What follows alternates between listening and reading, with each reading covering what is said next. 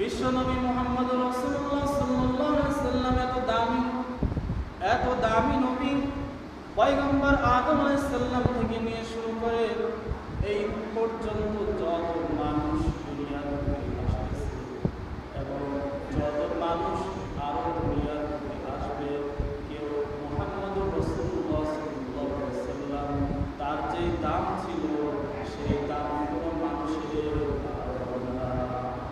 বিশ্বনবী সাল্লাল্লাহু আলাইহি ওয়াসাল্লাম তিনি জন্মের পরে প্রথম তার মুখ থেকে কি বাণী বাইর হয়েছিল? আল্লাহু আকবার কাবীরা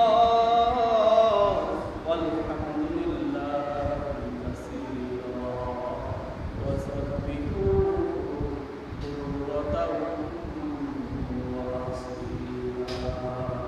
বিশ্বনবী মুহাম্মদ রাসূলুল্লাহ সাল্লাল্লাহু আলাইহি ওয়াসাল্লাম কতটা পবিত্র ছিলেন! প্রত্যেকটা শিশু দুনিয়ার বুকে জন্মগ্রহণের পরে কান্নাকাটি করে, আর মুহাম্মদ রাসূলুল্লাহ সাল্লাল্লাহু আলাইহি ওয়াসাল্লাম আল্লাহর নামে শুকর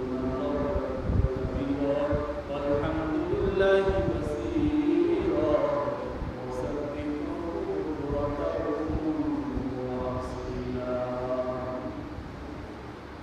এই জন্য এইরকম দামি নবী আমরা তার উম্মত হইতে পারছি, এটা আমাদের সৌভাগ্য। এবং এই যে আমরা মসজিদ ঘরে আসছি, এখন আমরা দামি হয়েছি কার কাছে? আল্লাহর কাছে। এখন আমরা কার কাছে দামি হয়েছি? আল্লাহর কাছে। আল্লাহ তাআলা রব্বুল আলামিন